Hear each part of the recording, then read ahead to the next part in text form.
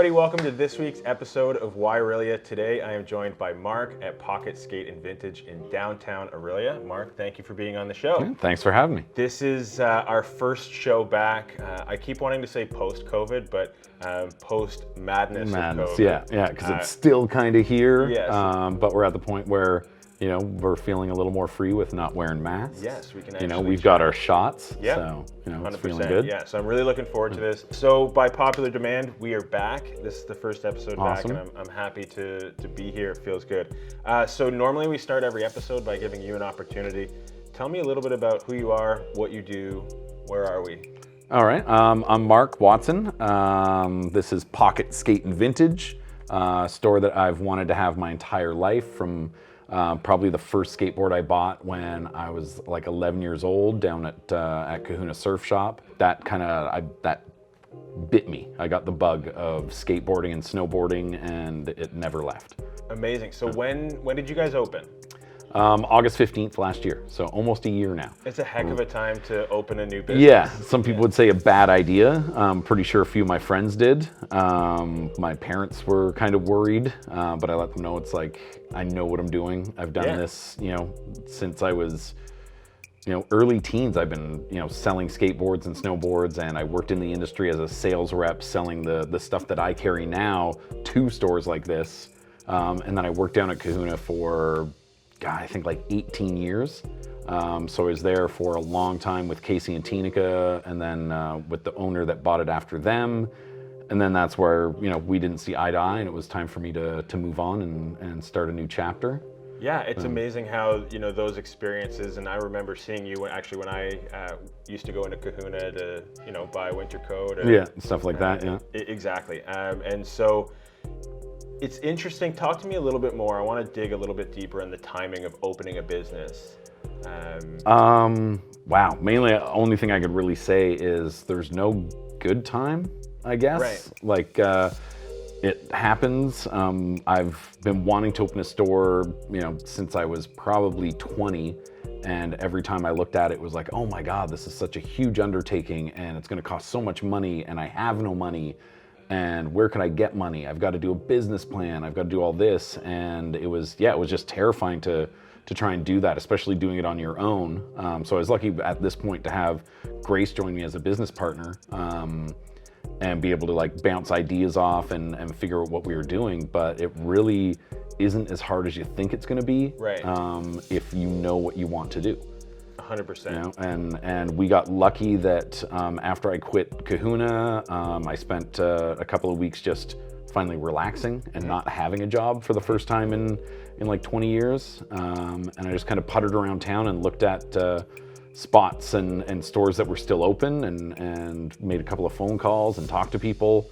And I was actually looking at where the Makers Market is now, and I was like, wow, this is incredible, but it's huge. Yes. I was like, I don't even know if I could get enough product to fill the walls in this store to pay the rent that they wanted to, because I was like, wow, this is like more than I really want to do in rent. And he said that the guys up here that were in this store at the time had been having a like clearance sale for like 2 weeks, 3 weeks, and he was like, he's pretty sure they might be moving out. So I came up, asked them, they're like, yeah, we're out at the beginning of August. Here's the name and number for the landlord of the building. Gave them a call, interviewed with them. They were like, yeah, no problem. And here you are. And things just like, it just seemed like everything fell into place. I think maybe we also knew kind of what we were doing and what we needed to do.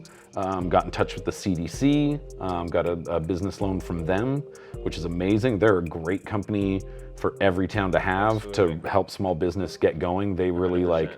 really got us like what we needed to get through that opening. There's like a number of 4 or great 5 businesses months downtown that have had got their sort of kickstart from the CDC. And they've been on our show, and I think we should probably do a follow-up with them because of the timing of what's gone on since we've had them on. And I picked up on a couple things you said. I mean, I think that it's really important for people to realize, and you're a shining example of it, that starting a business can be hard no matter what. Yeah. Like whether you're in a global pandemic or it's just all the just stars are doing aligning. Yeah.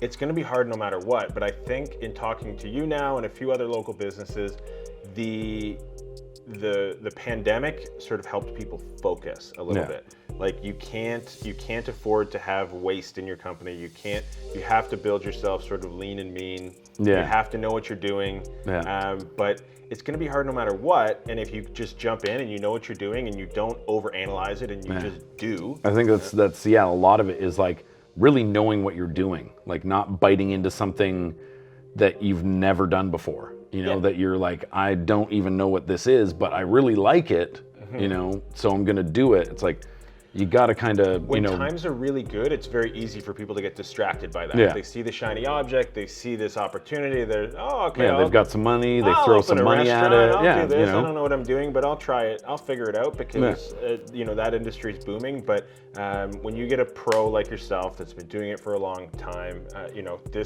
store being here is a perfect example of how doable that is. So, I don't want to dwell too much on the pandemic, but I do think that it's important, especially given the times, to address some of the challenges that you may have faced, maybe how you've overcome them, and then maybe some of the things on a citywide basis that you think maybe we've done really well or that we haven't done well. Well, there's definitely the challenges of the pandemic, really, with what the government was doing, making calls of closing down and opening up and closing down and opening up, and you can only do this, you can't do that. Like, it was tough for everybody. Like we started off, hit the ground running, everything was going great. We went into winter and we brought in our snowboards and stuff like that, and it was just like going great. And we're like, oh, this is good. And then like 4 days before Christmas, they announced that like no ski hills are going to be open. And it just killed our business. Our business just dropped. Like the 4 days leading up to Christmas was just less and less and less, where usually it's more and more and more. Yeah, it just, and then we're like, oh, great, this is gonna be, a dead winter. What are we gonna do, And then we came out of that looking like, okay, we made it through that, which was really scary. Oh, right, spring's here. All of our spring clothing's coming in. We're paying for all of that. And then we got shut down again. And that was the tough one, because that was like almost 3 months, about 3 months of being shut down after we'd paid for everything. And now we have no customers coming in, but bills to pay still. Like we have, rent, electricity, staff, stuff like that to pay. So we had to lay staff off and, even paying ourselves. Came down to I guess we don't pay ourselves this week. We try to work our way around it by doing curbside pickup and then having our door open, with a table in front and then letting people shop from the door, because we are a small enough store that you can just, you can look right in and see stuff. So people would see a shoe and be like, oh, can I try that on in a 9? And we bring it to the table. There you go. The bench is out there. Have a seat, try it on. But I think probably the toughest one was right when we were all allowed to open back up to customers. The city lifted the free parking and then started making parking, everybody had to pay for parking. And people do not like that at all. It was great during the pandemic when people could park and do their curbside. People were so happy they could do that, and it created business. Like people were happy to come down, do the quick park, grab their things, and then go.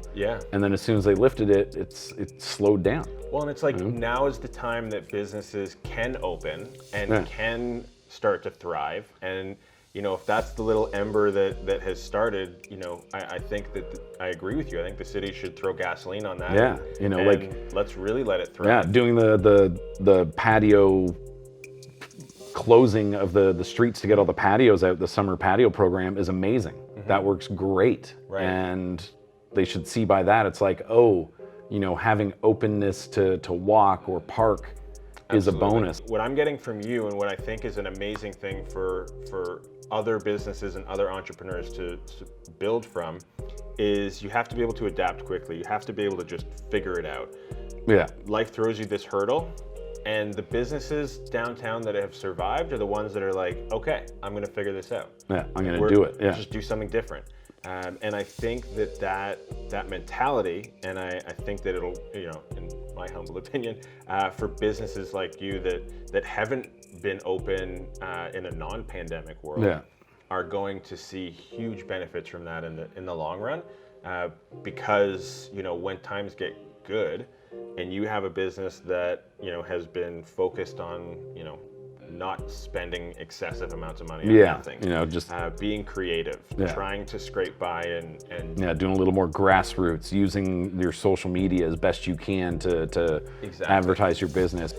So talk to me a little bit about the store. When somebody comes into the store, what can they expect to see? Well, we've got skateboards, in the winter snowboards, skateboard shoes, clothing. Our main goal right now is to have things that you're not going to see at other shops. Okay. There are other skate shops around. There's skate shops that have been around for years. And a lot of them are still with the same brands that they've had for the last 15, 20 years.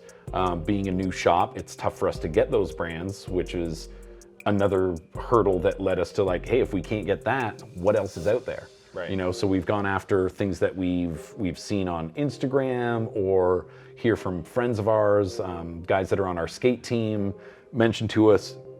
So we get on the phone, make phone calls, send emails.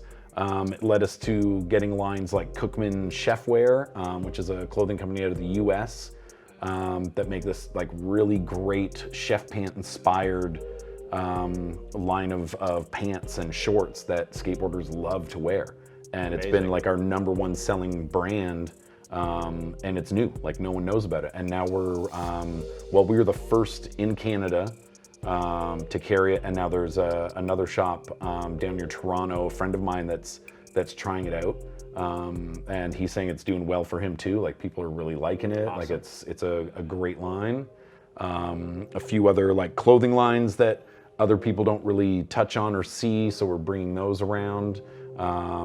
Just trying to have more original stuff, and not just sitting back and being like, oh, okay, these are the original big brands that everybody's used to.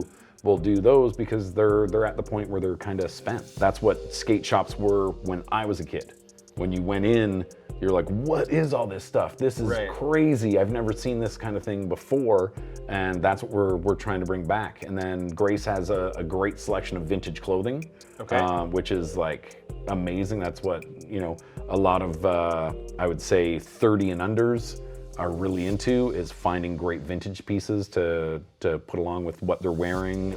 Tons of kids love it for skating in because, $24 Levi's, is better than $100 pants for a lot of kids. I wanted to have that boutique feel, but with that skate shop camaraderie and vibe where it's like, oh, you come in, it's clean, it's easy to see everything, but you don't feel like you shouldn't be in there. Right. I didn't want it to look like a museum or something like that where people would come in and be like, oh wow, they've only got like 5 white shirts on the rack and the guy behind the counter didn't even say hello. Right. Like that. I've been in shops like that and it drives me nuts. You can tell that this business is built purely out of your passion for this. I mean, I can feel it just talking to you.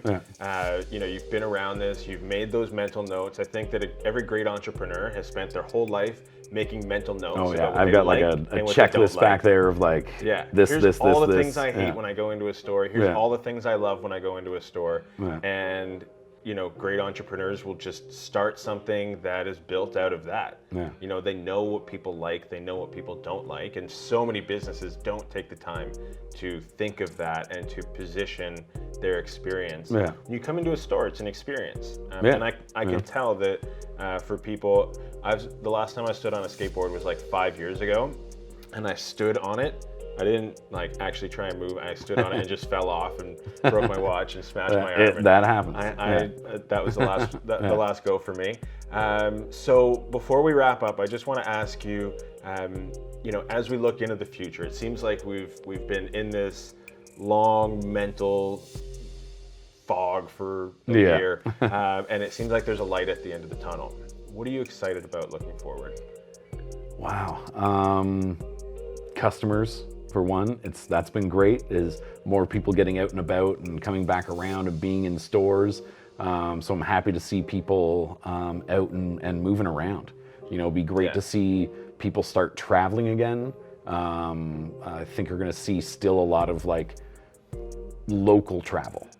People aren't gonna be jet setting away and doing that quite yet. There'll be the crowd that is like, that has always done that is itching to do that again. But I think you'll see a lot of people that were like, I've been stuck in my town for, Yeah, you know, let's go what check out feels this like a other small millennia. town. Yeah, let's get out and go.